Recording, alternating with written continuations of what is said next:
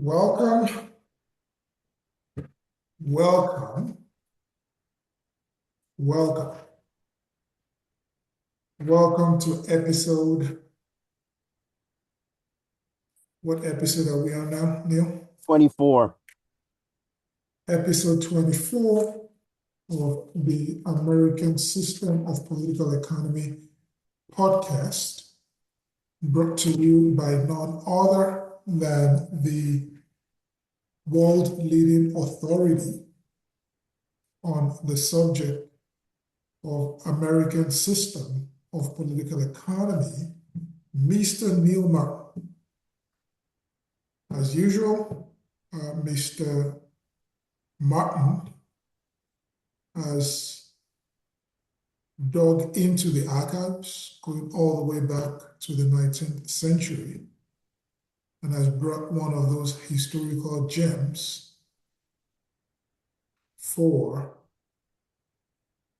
the listening and reading and the comprehensive pleasure of today's audience. We're going back to Mr. Henry C. Carey, who Mr. Martin is unapologetic in asserting is the greatest economist, political economist of the 19th century. So as usual, I'm going to start with an introduction and I'll turn it over to Neil Martin. You can see the title on my screen.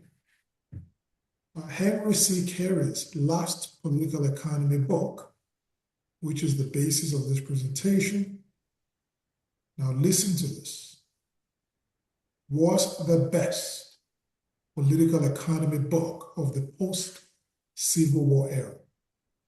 People know that Henry Carey was Lincoln's economic advisor. His books were more impressive. And that's where he did his political fighting. The unity of law refuted John Stuart Mill. Carey made this very easy. What is so exciting about Mill? Mill's law of diminishing returns. Been there, done that. He got that from Malthus and Ricardo. Free traders are known for saying absurd things and not getting any pushback. However, if you read Henry Carey, you will see how ridiculous the British system is. Some of the stuff the free traders come up with is mind-boggling. Mill was of the opinion that machinery has not made man's toil easier. How does Mill explain the British banning the export of machine tools and machinery? Mill was of the opinion that the wealth of a nation had only were from things that were a year or less old. This meant that anything over a year old, like infrastructure, has no value at all. How could this guy be called an economist? The modest scholar did not choose to give a class on the unity of law because of Mill. The modest scholar, that is Henry Carey, did so because he revolutionized the distinctions between man and animal. Carey was the most feared economist of the 19th century. The 6 distinctions that man has between lower forms and man are organization, subordination, association, individuality, responsibility, and self-direction. All of these distinctions are man-made. Animals will never be associated with man-made. Those who say animals can make man-made things are not going to be the benefactor for civilization. They are going to be a blight. Association, man's greatest need, affects the past, the present, and the future. If political economy can affect the future in a positive way, how can there be such a thing called Ricardo Malthusianism? Next, Carey came up with the term non-consuming army. which the British used for economic warfare. The non-consuming army were laborers who had wages that made it impossible for growth and consumption. This also included those who did not labor either. The British wanted to maintain a global army of non-consumers. Genocide happened because of this policy. Why would an economic system have laborers and people unable to consume, and not laborers the base of consumption? Socialists and liberals never put the blame on British political economy for the misery they saw. They called it capitalism, and that the British economists got away with this economic walkaround. Nothing was said about this being a policy created by the classical school. The army of non-consumers lived where British free trade was dominant. What would happen if this army of non-consumers were turned into Americans? What would be their condition? Lastly, Henry Carey had a present for the British Empire. Bless him, Carey was so caring in regards to the British. He came up with the three powers of the United States, Germany, and Russia to topple the British and her geopolitics. The British system will not like this thoughtful agape gift of Henry Carey. No political economist called for what Carey proposed. The world has never recovered from the three powers failing manifesting itself. British permanent interest will be destroyed by the three powers, an idea of Henry C. Carey. Put Henry Carey as the definition of economic statecraft. These three powers met the most resistance for any economic policy. Without further ado, I turn it over to Mr. Neil Martin. Neil, take it away. Hey, Victor. All right.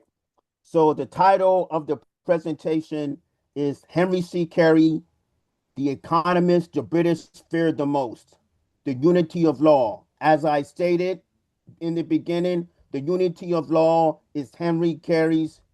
Well, the unity of law is the greatest political economy book written in the post-Civil War era. There's so much economic intel and economic thought in the unity of law. It is a pleasure to read. Next slide, next slide, Victor. On the left is Henry Carey, and on the right is the tortured soul of John Stuart Mill. John Stuart Mill got an education that should be called child abuse. He read all the evil and became evil. Next slide.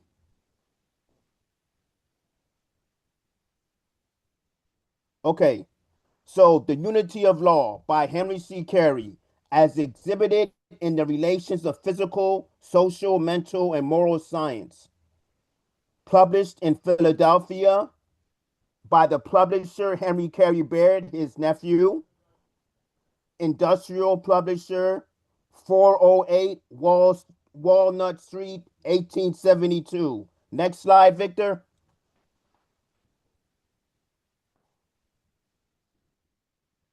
Okay, so British free traders have a propensity to say extremely outrageous stuff, and it is not met with any pushback, right? John Stuart Mill was of the opinion that the only thing that had wealth in the economy was done in the last 12 months.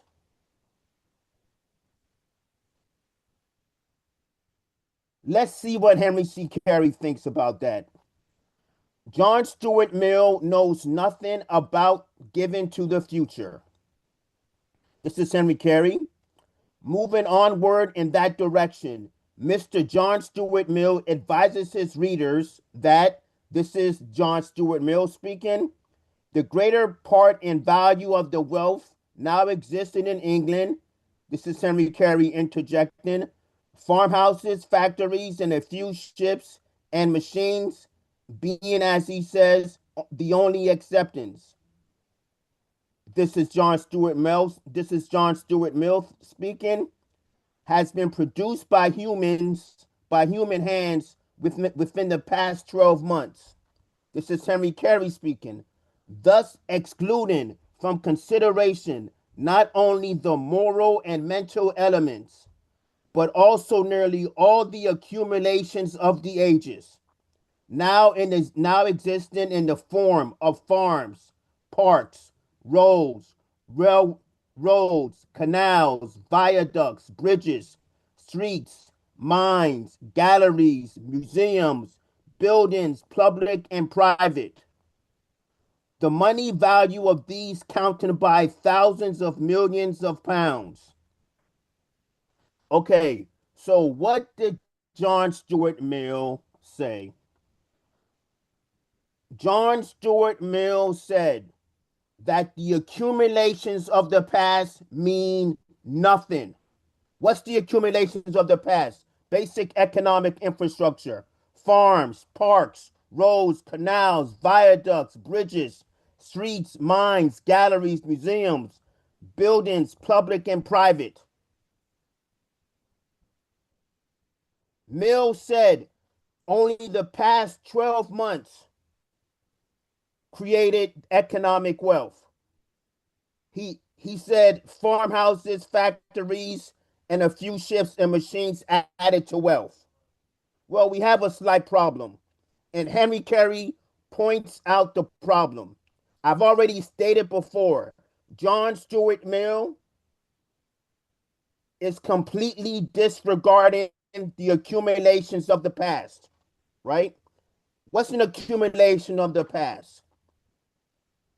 It's a conscious act by mankind to give bounties to the future. John Stuart Mill is saying mankind cannot give bounties to the future. I'm sorry, but that's completely wrong and ludicrous. How ludicrous is it? Is this going to make sense? You take a look at the United States of America.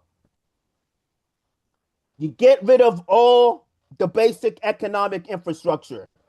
You get rid of the hospitals. You get rid of schools. You get rid of farms. You get rid of roads. You get rid of rails. You get rid of power plants. You get rid of canals.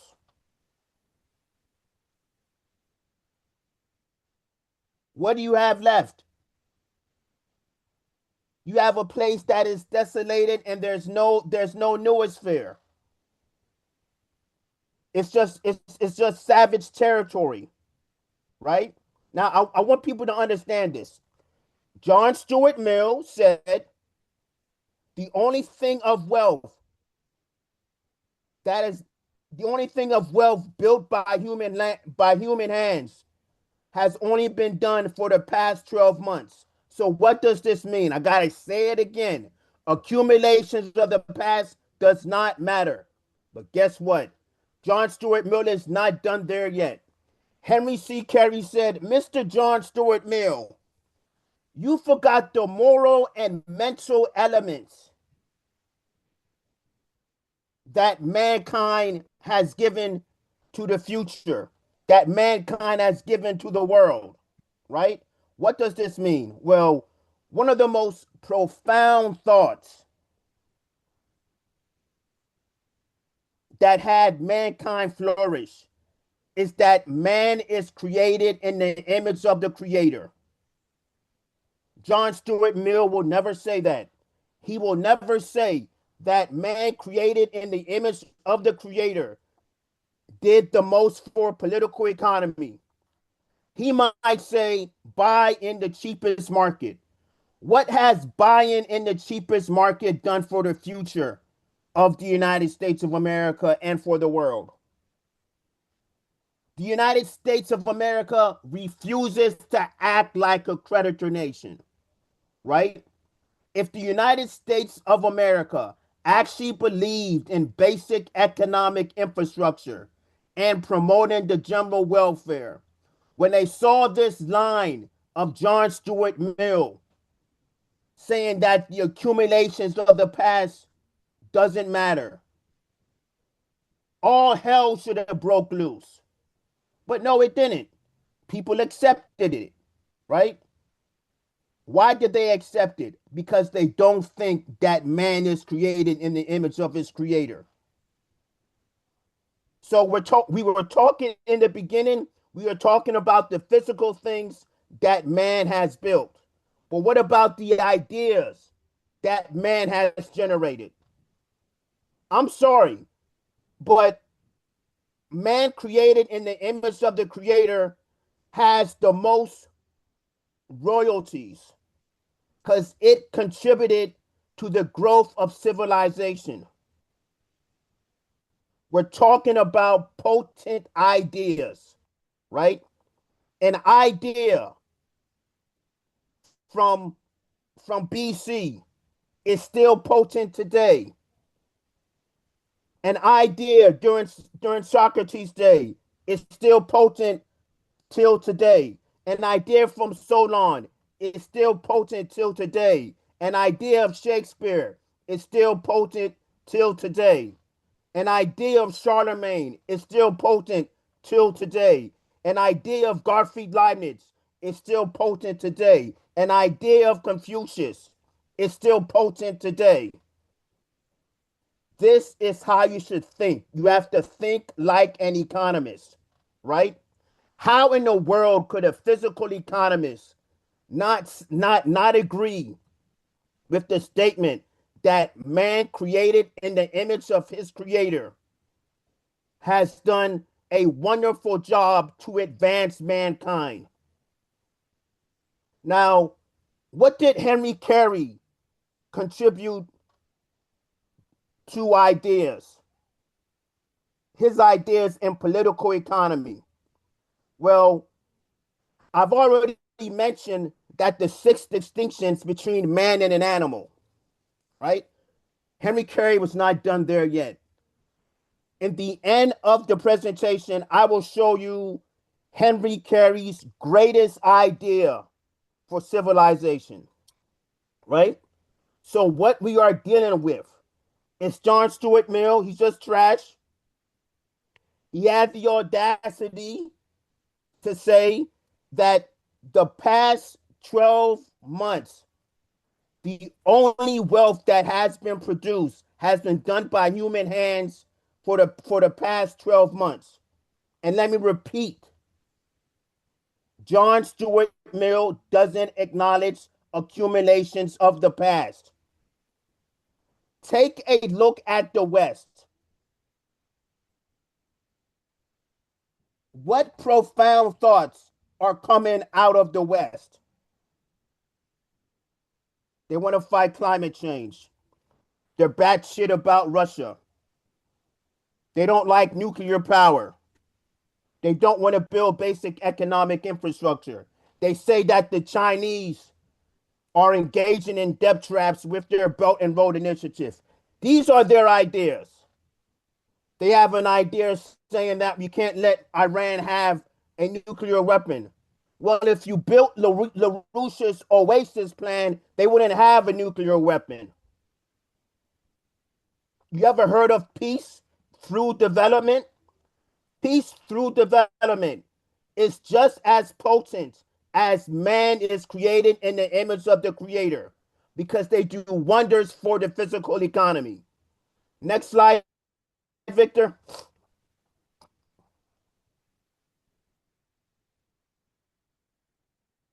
Okay, so I take immense pleasure in seeing Henry Carey's view of man when he's writing his political economy books. All throughout Henry Carey's lifetime, when he wrote political economy books or pamphlets or letters, you're going to see his view of man. And his view of man needs to be emphasized.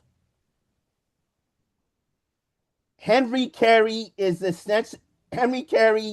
saying that man mankind can be fruitful, multiply, replenish the earth, and subdue it. This resonates in this quote. Okay, Henry Carey on what is man. The greater that power, the more rapid is the growth of man's ability to compel nature to yield in full abundance all the things required for maintenance and enjoyment of life, for further development of human force, and the more rapid the growth of that feeling of responsibility, which has so slight existence in the barbarian, the slave, or the pauper of civilized life. The more these great questions shall be studied, the more will it become obvious that man, the real man, capable of self direction and responsible for his actions, holds his existence in virtue of laws of universal force and effect, and that the teacher who fails to familiarize himself with them and with their bearing on societary and Christian life fails in the performance of his duty to his creator and to his fellow man. Henry Carey just said that mankind can compel nature to have nature act like a great labor savings bank. Yes, Earth is the great labor savings bank, and only mankind can compel the earth to give to man an abundance of resources, right? That's the view of man. Henry Carey is saying that man has the ability to compel nature to yield in full abundance all the things required for maintenance and enjoyment of life. That is a wonderful view of man. If you have a view of man that states, oh, diminishing returns exist, you're not really acknowledging the powers of mankind. And if you're not acknowledging the powers of mankind, how are you acknowledging the responsibilities of mankind? Now let's take a look at this. Henry Carey said that the barbarian, the slave, or the pauper of civilized life have a slight responsibility. They have next to nothing in responsibility. Who is that today? It is predominantly the West, right? How in the world can you create a culture, a generation, a nation that is as responsible as barbarian slaves and paupers of civilized life? Shouldn't there, shouldn't nation building be about creating a citizen and having that citizen recognize that he is the masterpiece of God? No. The dismal science, John Stuart Mill, the classical school, British free trade does not want that. Let me repeat, responsibility. What is responsibility going to do? Responsibility before God and your fellow man are going to give you powers. It is going to have you dwell on profound questions. It's going to have you dwell on profound thoughts, right? Not only that, it's going to have mankind capable of self-direction. One might ask, Neil, what is self-direction? Self-direction is when mankind can write his own fate. Mankind can write his own fate and benefit the future, right? Let's just take a look at this, right? Henry Carey is saying, all right, mankind is responsible, right? When mankind looks at these great questions, Henry Carey says it becomes obvious that man, the real man, capable of self-direction and responsible for his actions, When has David Ricardo, Malthus, Adam Smith, John Stuart Mill, when have they said man is capable of self-direction and that he is responsible for his actions? Self-direction and responsible for his actions. This is in a political economy book. We are not talking about money. We are talking about the responsibilities of mankind and what happens when man dwells on the most profound questions facing civilization today. We're going to get stuff like peace through development. We're going to get stuff like the Belt and Road Initiative. We're going to get stuff like the Eurasian Land Bridge. We're going to get stuff like the Extended Oasis Plan. Isn't that what civilization wants? Or does civilization want no responsibility?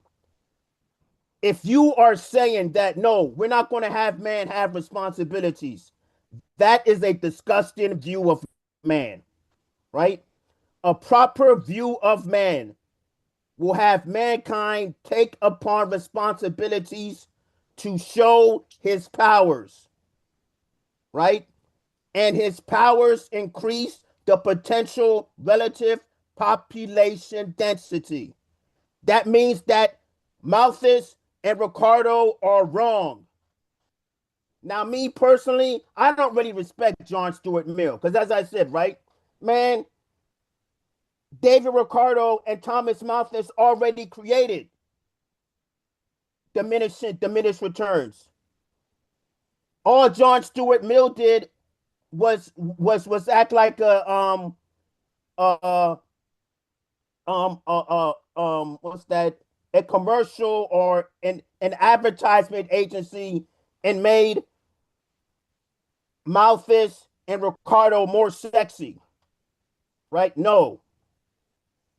Diminishing returns does not have a high view of man. Diminishing returns is not going to have mankind promote his duty before his creator and man, right? Now, someone might be asking me, why are you concentrating so much on responsibility and self-direction? The people who talk about free trade today, do they talk about mankind having self-direction? Do they talk about mankind being responsible? No, they don't do that. The reason why they don't do that is because they don't want to see the powers of mankind. Were the powers of mankind to be unleashed, you would not have pessimism. You would not have the thought of environmentalism. You would not have the thought of free trade. Next slide, Victor.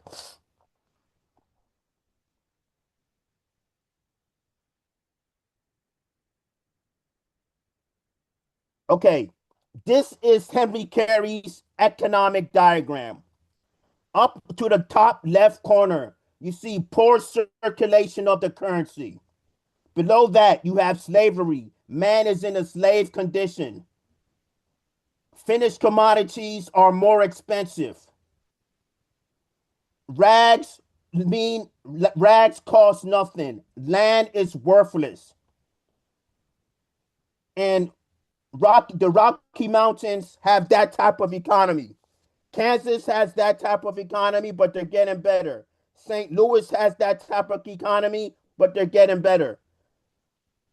Cincinnati has that type of economy, but they're getting better. Then you see an increase of the value of labor and an increase in the value of land in Pittsburgh, Philadelphia, and New York. And then to the far right of the economic diagram, you see the currency and proper circulations. This means that there is next to nothing in speculation, right? Freedom. Man is at a state of freedom. Raw materials and finished commodities are close to approximation in price. Land is high. Land is high in money value. And guess what? we have credit. Massachusetts was a source of credit. Was the Rocky Mountains a source of credit? No, it wasn't a source of credit. Next slide, Victor.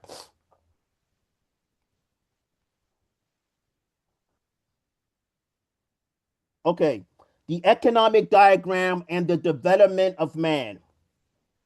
The more perfect the development of the various portions of the man, and the more numerous and marked the differences of the qualities thus developed, the greater must be the power to maintain commerce within himself and with the exterior world, rapidity of the circulation being an essential characteristic of the highest organization.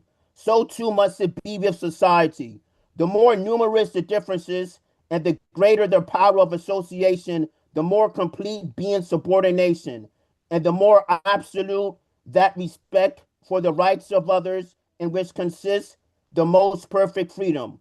That this is so is shown by the following diagram representing the American Union as it stood 30 years since. That was the economic diagram.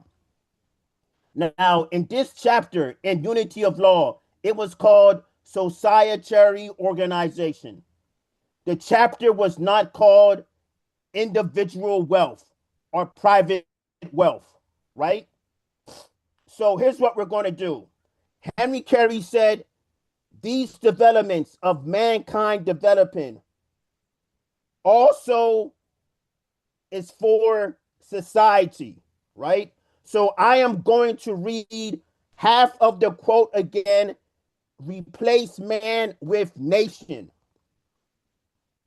The more perfect the development of the various portions of the man, of the nation, and the more numerous and marked the differences of the qualities thus developed, the greater must be the power to maintain commerce within the nation and with the exterior world.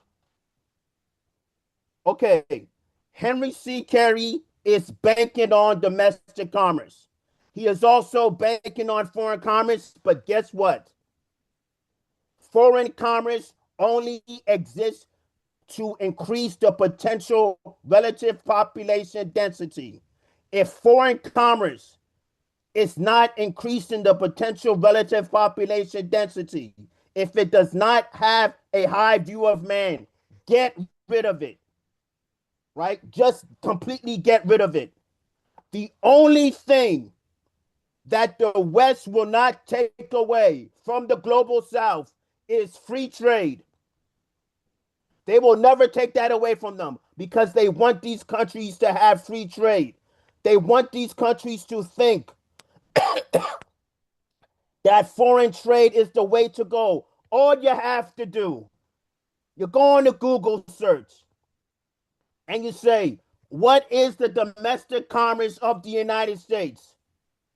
You don't get anything. All you get are the exports and imports. You type it again. You type down Bangladesh. What's the domestic commerce of Bangladesh? All you get is exports and imports, foreign trade. The global South has foreign trade. Where are they? Where are they? Where is the prosperity? Will you ever see a nation like Bangladesh that depends on foreign trade? You shut Bangladesh off of foreign trade, it's going to become like Syria. If you do that to Mexico, that's the same thing that's going to happen. Right? When have we ever seen a third world country be solely tied to foreign trade and they all of a sudden become a creditor nation? That has never happened that has never happened on the planet. That has never happened in history. Right? Where's all this foreign trade getting nations? It's not getting them anywhere. They are nowhere. They're getting nowhere at all, right? Henry Carey says we need domestic commerce. And domestic commerce is how we are going to show that we are serious about developing mankind. Victor, please go back to the economic diagram.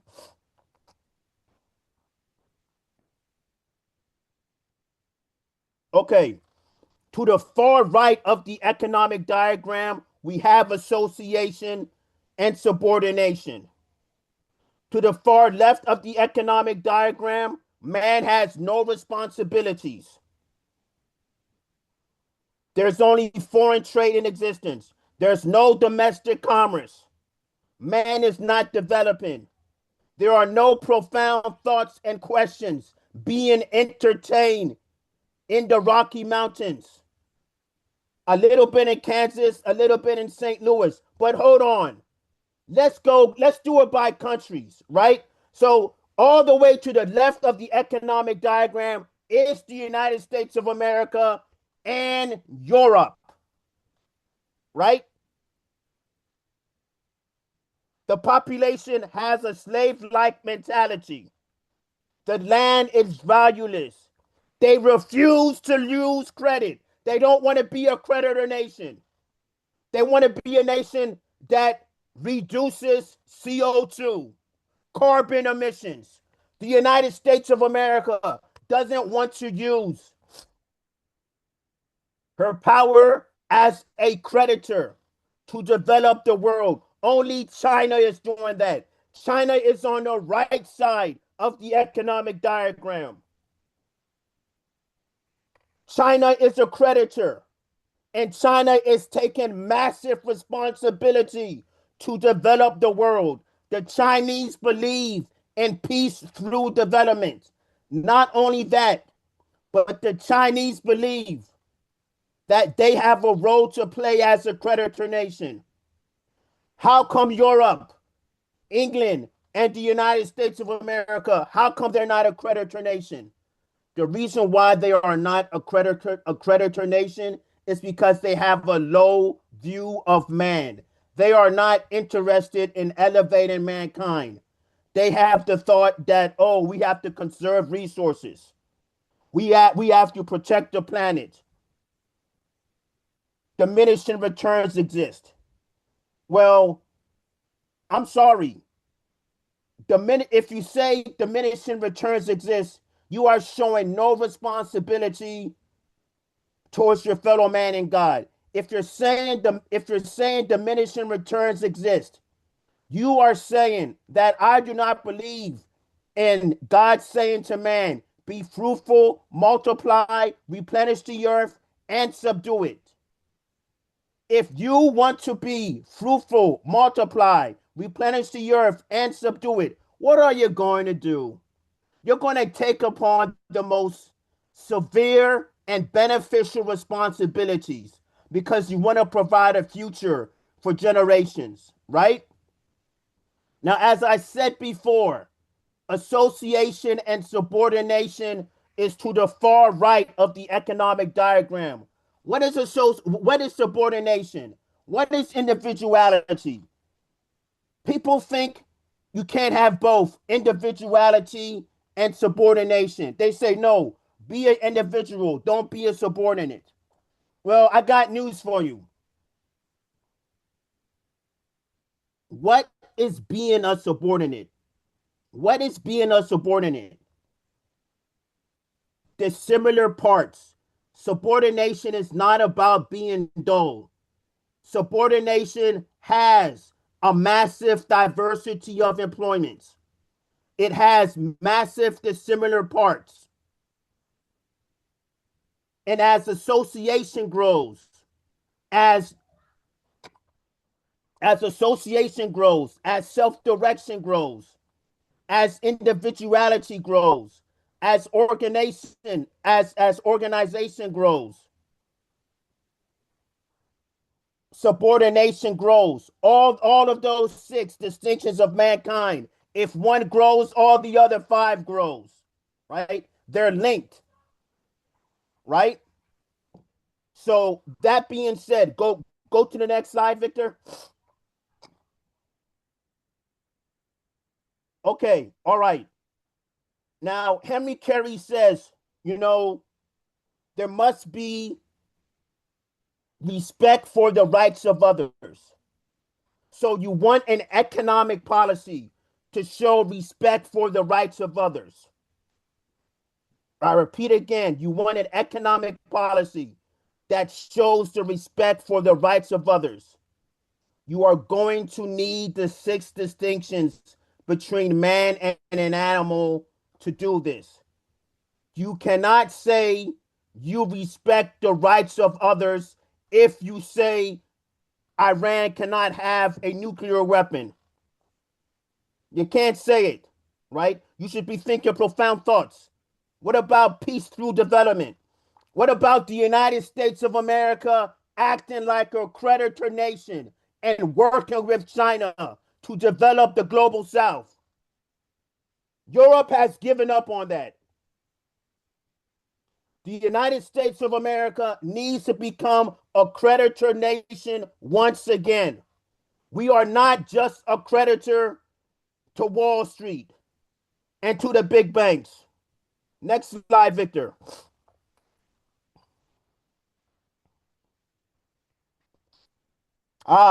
Solon and the American system. Once again, this is from the chapter of societary organization, and that means how to organize an economy.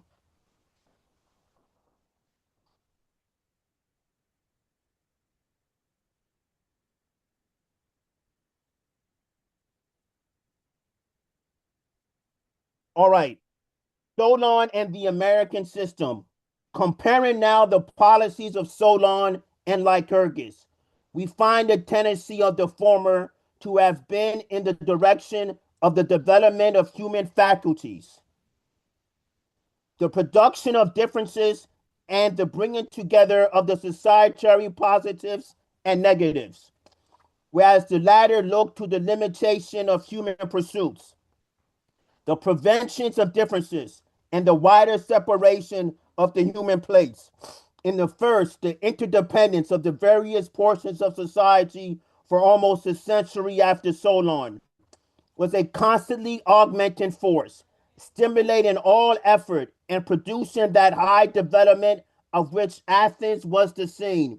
And the other, the system tended in reverse direction, annihilating all desire for distinction other than to be obtained by force or fraud, and closing by the reduction of society to 2 great classes, the great landholder on the one hand and the slave on the other.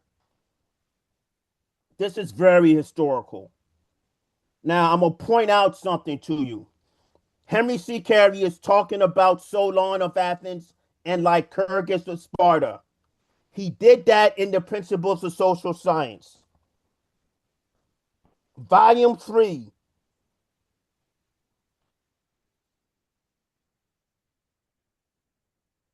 Volume 3, page 459. Right?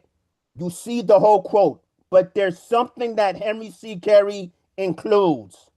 What does he include? This is the first time we're seeing it.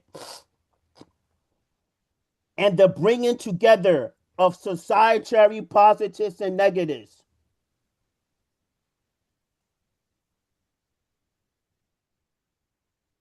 What does that mean? Bringing together societary positives and negatives. This is organizing an economy, right? Henry Carey is giving us an economic lesson in talking about the history of Solon of Athens and Lycurgus of Sparta, right? Solon was able to organize the societary positives and negatives, to organize the nation and organize the economy. But Lycurgus didn't want to do that. Lycurgus, as stated, wanted 2 great classes, the great landholder on the one hand and the slave on the other. Victor, go back to the economic diagram.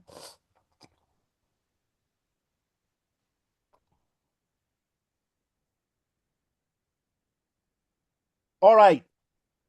The slave and the landholder. Where are they at on the economic diagram? They are to the far left of the economic diagram. That is Lycurgus. That is the economic policy of Lycurgus, right? You are not going to elevate labor.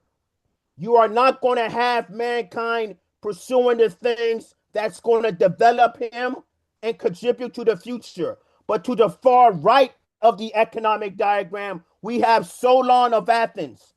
We have the positives and negatives, right? We have the beginning of a domestic commerce. We have a beginning of statecraft where you are respecting the rights of others, right? We want there to be differences. But to the far left of the economic diagram, with Lycurgus of Sparta, as Henry Carey already stated, he doesn't want any differences. All he wants are soldiers, landowners, and slaves.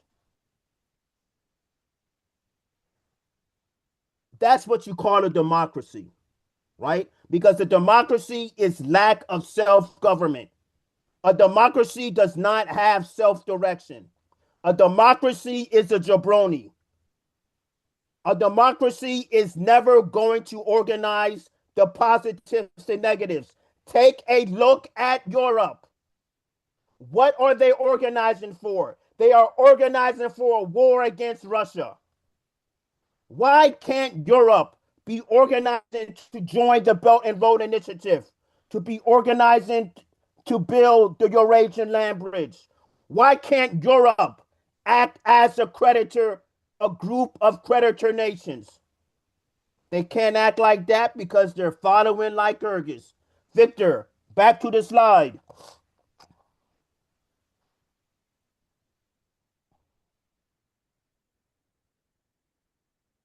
All right. Okay. So I state again, Henry C. Carey is the only political economist of the 19th century to make Solon of Athens and Lycurgus of Sparta their history into an economic lesson, right? Societary positives and negatives, right? A negative and a negative repel. A positive and a positive repel. A positive and a negative attract. They have you form association, right? Henry Carey has outdone himself. What do I mean by that? Henry Carey knows that limiting human pursuits is a big problem. This is what Lycurgus of Lycurgus of Sparta did, right? What is a fruit of Lycurgus of Sparta? The Roman Empire. Did the Roman Empire do anything good for civilization? Solon did something. Solon of Athens did something for civilization. And let's repeat it again. Solon of Athens wanted to make distinctions between the population of Athens. He wanted to develop them, right? He wanted to organize them. He wanted to have a society that had positives and negatives. He didn't want a society to the far left of the economic diagram. And Henry Carey makes a case for this, right? Now, here's something, right? Henry Carey is writing a book on political economy. He is going to talk about 2 to 3 historical individuals. And he has already mentioned Solon. Solon was a historical individual. Lycurgus of Sparta did not want to make historical individuals. The state of Israel, the proxy state, doesn't want to make historical individuals. The European Union doesn't want to make historical individuals. Great Britain doesn't want to make historical individuals. The United States doesn't want to make historical individuals. They are Lycurgus of Sparta. China is Solon of Athens. Next slide, Victor. Ah, this is a doozy. All right. Economic warfare, British economic warfare. All these people want to talk about how foreign trade is great, how free trade is great, but free trade has a motive and no alibi when it comes to killing domestic commerce and killing nation states. Look at free trade, right? Just look at free trade. There was this report in 1854 by the British Parliament that was submitted to Lord Palmerston, the most evil man of the 19th century. This is a quote that the British do not want you to know, right? This is a quote that states labor should not be employed to promote the general welfare. There will only be Britain as the workshop of the world. We will create an army of non consumers. We will colonize countries. We would make sure that our industries will dominate the foreign competitors. England will be the sole workshop of the world, and all the other countries will be tributaries. That's how you should describe free trade. Free trade creates tributaries and a non-consumer army. And let's get going with the quote.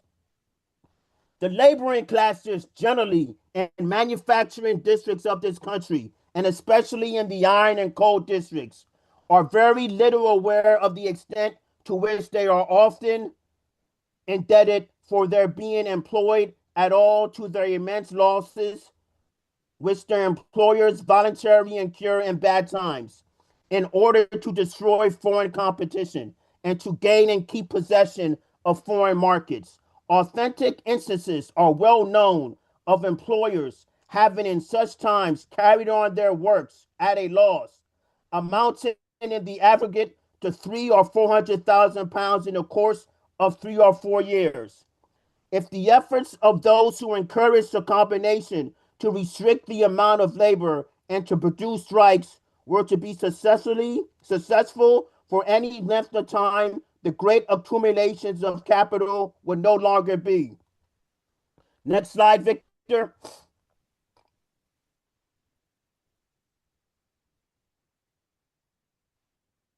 Made which enable a few of the most wealthy capitalists to overwhelm all foreign competition in times of Great Depression, and thus to clear the way for the whole trade and when prices revive, and to carry on a great business before foreign capital can again accumulate to such an extent as to be able to establish a competition in prices with any chances of success. The large capitals of this country are the great instruments of warfare. That's free trade. Instrument of warfare. That is free trade. If you say free trade is something else, you're full of it, right? If the expression may be allowed against the competing capital of foreign countries and are the most essential instruments now restraining by which our manufacturing supremacy can be maintained. The other elements, cheap labor, abundance of raw materials, means of communication, and skilled labor being rapidly in the process of being equalized. Next slide.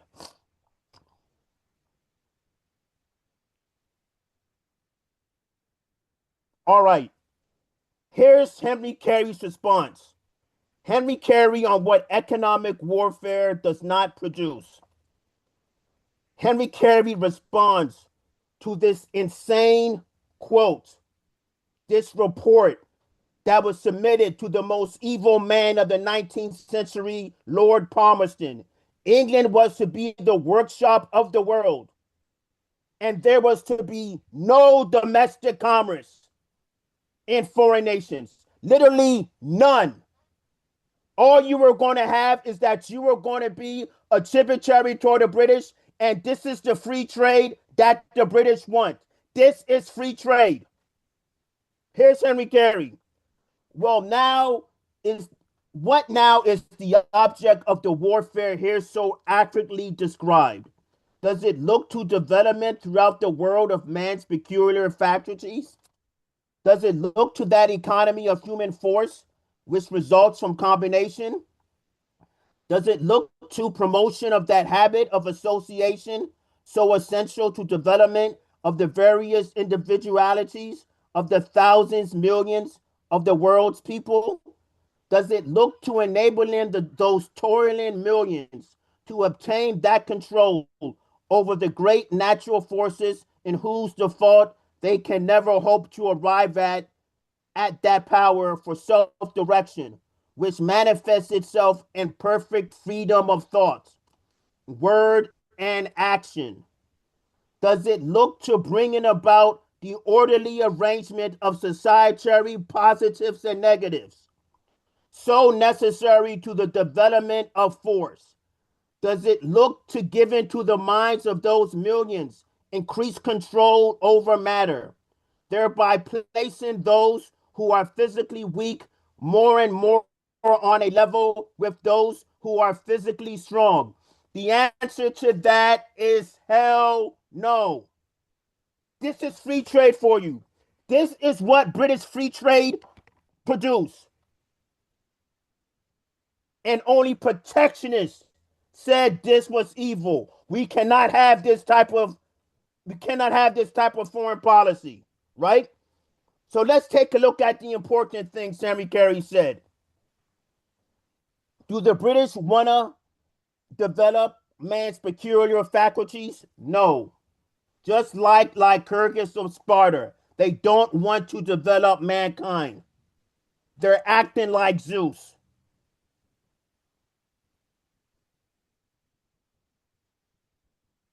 They don't want to promote association. They suppress association. That's democracy. That's democracy, right? Then it says,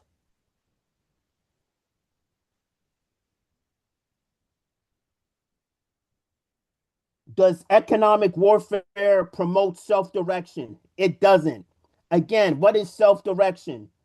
Being able to write your own fate and contribute to the future. Do we really think that the British want to contribute to the future? There is a man who is dead. His name is Prince Philip. Prince Philip called himself a higher form of ape. He said were he to come back in this next life, he would want to be a virus to deal with overpopulation. How is wiping out the human race promoting the general welfare? How is it going to promote association? How is that self-direction? That's not self-direction. That's satanic. The British system is satanic. Free trade is satanic. British free trade is satanic. Right? And then Henry Carey says, does it create the positives and negatives?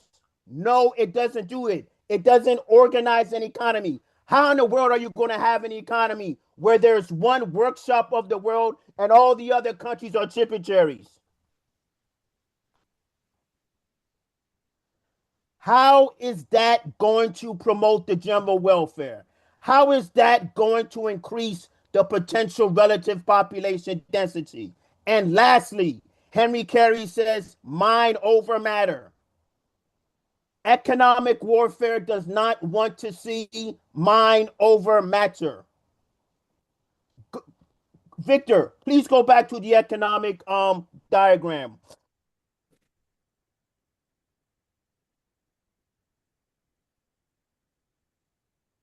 Okay, to the far left of the economic diagram, slavery and land is worthless, and man is worthless is what the British want.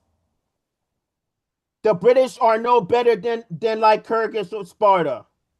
That's their pedigree. The pedigree of the British is like Lycurgus of Sparta. To the far right of the economic diagram, this is what Henry C. Carey fought for all of his life. We are going to give freedom of thought and freedom of action to mankind. We are going to become a creditor nation. The United States of America became a creditor nation. China became a creditor nation.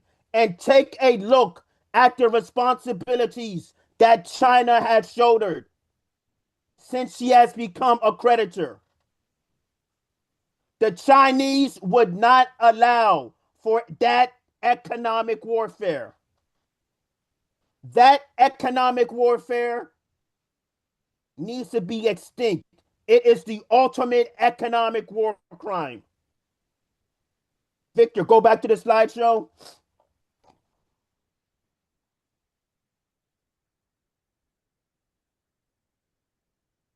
So, to sum it up, association, self-direction, positives and negatives, mind over matter. This is what an economy should produce. The British did not want that happening. The British wanted wicked democracy. The wicked democracy is never going to have mind over matter. What does democracy call mind over matter? Using magic, fiction. Is fiction going to fight the oligarchy?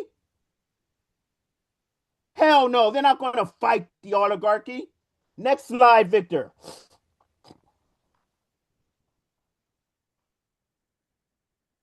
Okay, we have Jean Baptiste Colbert. This is Henry Carey's like favorite economist, Jean Baptiste Colbert. Jean Baptiste Colbert was a French minister that revolutionized statecraft in France. The policies of Colbert are policies that the British do not want. Let me read the title. Jean Baptiste Colbert, what is his significance in history? Looking now around us, we find that men have become more free in all the countries that have followed in the lead of Colbert, seeking earnestly to bring about an orderly arrangement of human positives and negatives, producers and consumers, land having becoming more divided, and the laborer having become more master of nature and of himself. In France and all the countries of Northern and Central Europe, with constantly growing tendency toward development of that respect for the rights of others, without which there can be no real power of self-direction.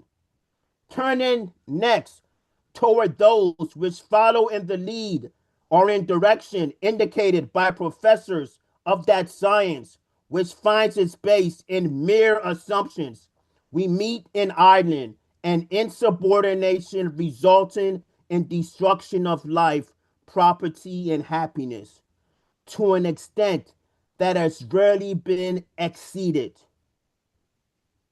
Okay, Henry Carey does something very important here, right?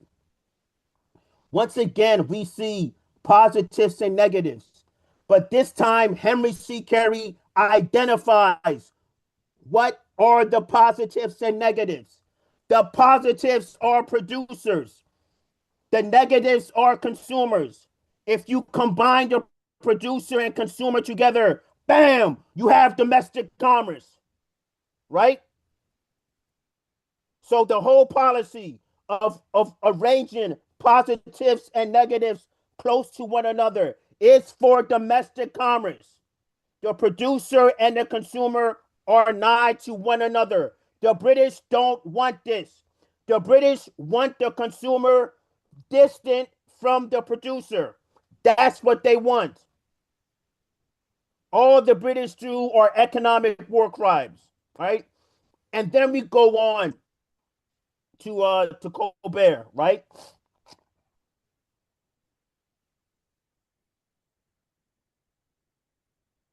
All right. Henry Carey says that in France and in all the countries of Northern and Central Europe,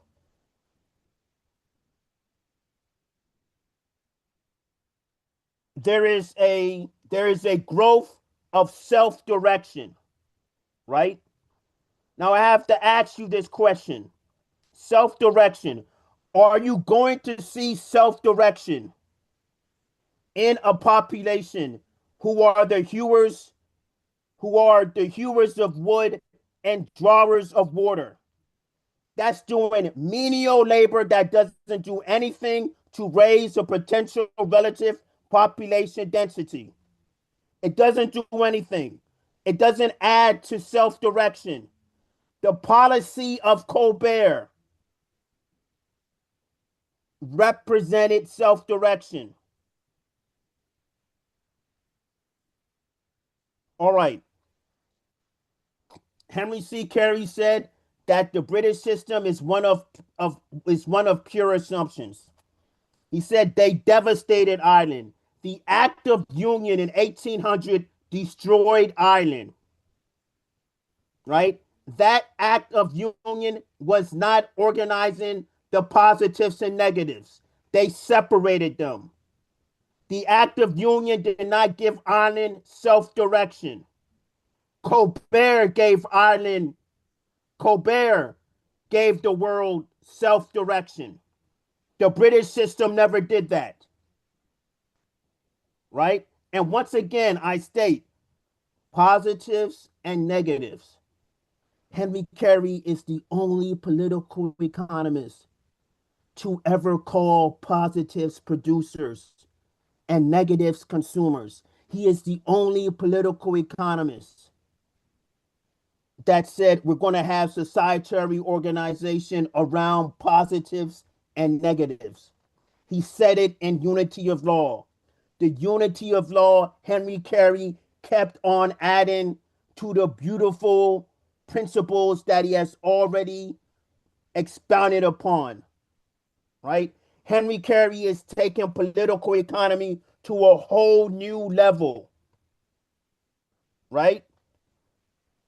Colbert acknowledged that man has to be more master of nature and of himself. That is self-direction, right? The three things that I want people to remember in this presentation: army of non-consumers, positives and negatives, and self-direction, right? Jean Baptiste Colbert, when he organized the economy of France, he organized it for positives and negatives, for producers and consumers. Victor, next slide, please.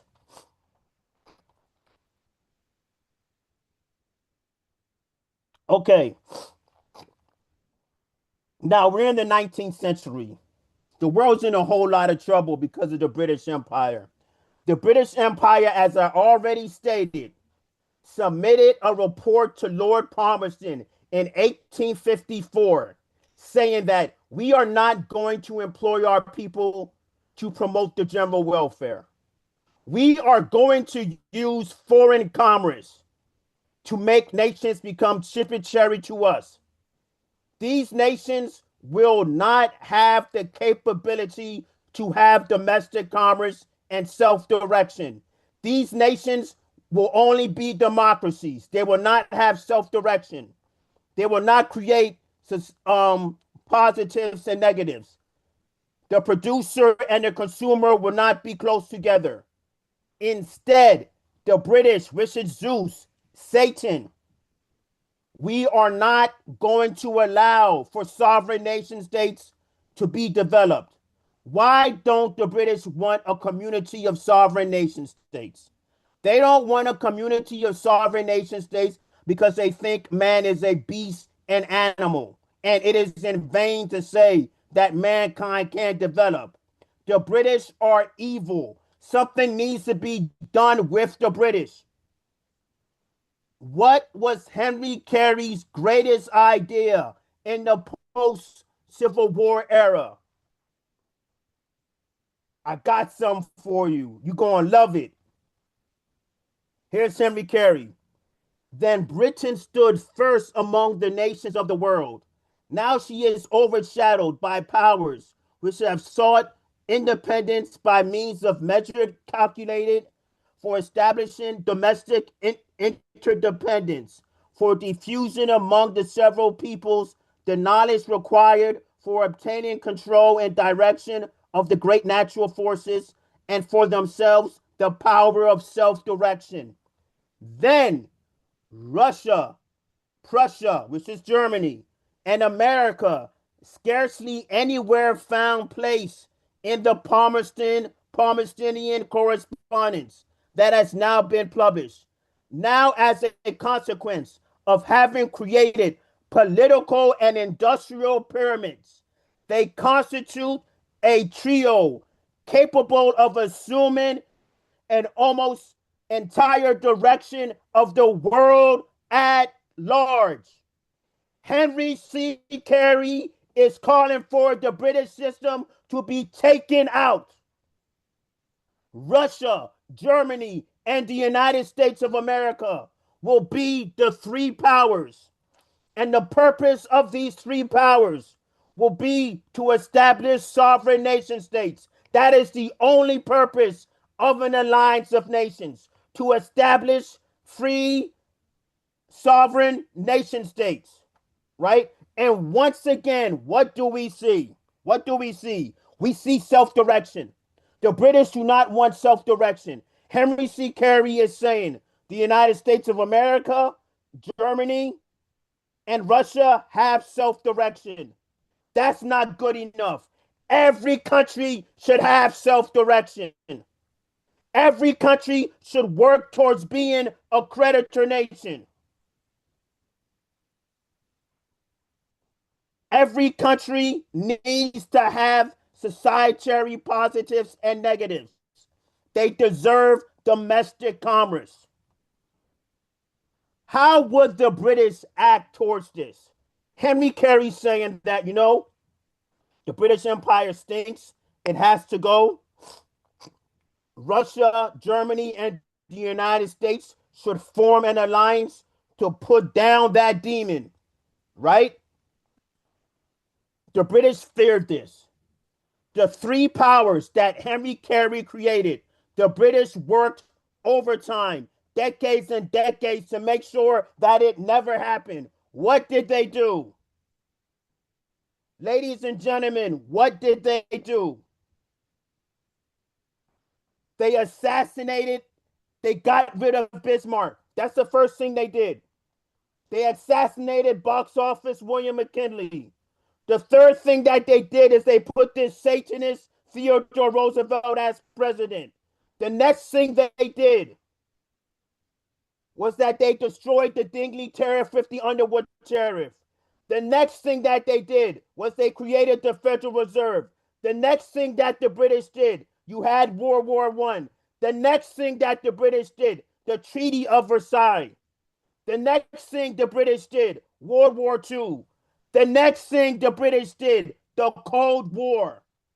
All to not have Russia, Germany, and the United States to have an alliance and put down Satan, the British Empire. Henry Carey had the ultimate idea of the latter half of the 19th century. Germany, Russia, and the United States should put down England, and we should establish sovereign nation states. We do not want to see the British Empire destroying civilization. Now let's just take a look at this. Russia, Germany, and the United States of America. Henry C. Carey, a political economist, says that we need an alliance to promote the general welfare, to create sovereign nation states, to put down the British Empire. Ladies and gentlemen, this would massively freak out the British. Geopolitics is the weapon of the British. the three powers of Russia, Germany, and the United States of America would have crushed geopolitics. This is what we need again. We may be very nigh towards thermonuclear war. This is what the British want. This is what democracies want. We need sovereign nation states.